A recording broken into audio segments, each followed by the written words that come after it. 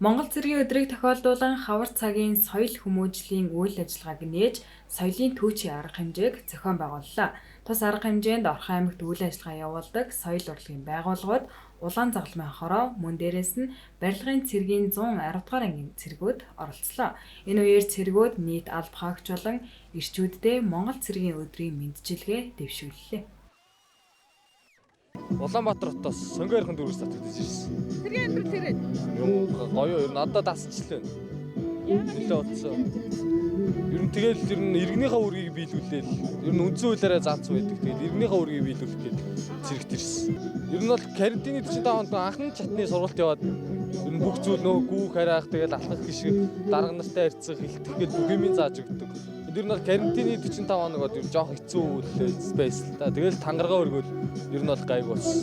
Бэлтгэл дуусаад одоо твшиг төчний 101-ийн жилээ тэгээд Монгол Эрс цэргийн баярын өдрийн мэндийг тэгээд бүх одоо он жавуудаа бүх ангид одоо алба хааж байгаа цэргүүдтэй баярын мэнд хүргье. Ер нь одоо цэргийн амьдралд ингээ химнэлтэн дасж гин үү? Одоо бол ер нь дасцсан. Ер нь хэцүү дэс тэгэл эргээл ар амьдрал бодогдоод тэгэл. За тэгээд зөвшгтний 100 дугаар ангийн нийт бие бүрэлдэхүүндээ Эрс цэргийн баярын мэнд хүргэе. Тэгээд улаан бүргэнгээс өмнө суугаа ээжтэй энэ төргийн хүн сайн байгаа хайртай шүү гэж. Өнөөдөр цэргийн баяр тохиож байгаатай холбогдуулан манай говьл баг эгшгэлэн соёлын төв маань 30 жилийн түүхтэй байгаа. Ингээд цэргийн анги байдаг баг бол манай говьл баг байдаг. Тэгээ хоёр том цэргийн ангиа төшөглөн Монгол улсад одоо Эрс цэргийн баяр тохиож байгаатай уялдуулан мөн хавар цагийн соёл хүмүүжлийн нээлтийн үйл ажиллагааг зохион байгуулж соёлын түүчээ нэртэйгээр өнөөдөр манай соёлын түүчээ шоу маань ийхүү амжилттай зохион байгуулагдаж байна энэ ард.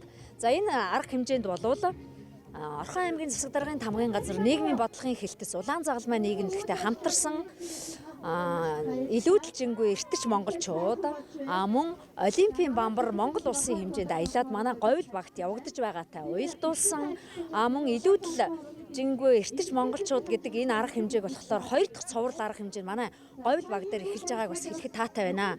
Мөн бидний урилгыг хүлээж авсан бүх соёл урлагийн салбаруудаа баярлалаа. Орхон аймаг соёлын газар үүсгэн байгуулагдаж урнаа дарга маань бүх соёлын төвийнхөө одоо уран бүтээлчдийг бас авчирсан байгаа энд. За дээрэс нь манай иргэдийн төлөөлөгчдийн хурлаас санаачлан эмэгтэйчүүдийн зөвлөлийн цуврал арга хэмжээ зохион байгуулагдаж байгаа. Мөн гендерт суурилсан хүний эрхийг дээдэлсэн бас цуврал арга хэмжээ ийхүү явагдаж байгаатай уялдуулан бүх одоо багийнхаа иргэдийг одоо цуглуулж энэ арга хэмжээнүүдийг сурталчилж дээр нь биетээр нь одоо өөрсдөд нь зарим нэг үйлдэлүүдийг хийж үзүүлж байгаагаараа онцлог юм аа. Ингээд говьл багийнхаа иргэдэд болон эрдэнэтчүүдтэй эрүүл энх сайн сайхан бүхнийг хүсье. Баярлалаа. Тус арга хэмжээг Орхон аймгийн эгшгэлэн соёлын төвөөс санаачлан зохион байгууллаа. Арга хэмжээнд 6 соёлын төв оролцож нэгдсэн тоглолт хийлээ.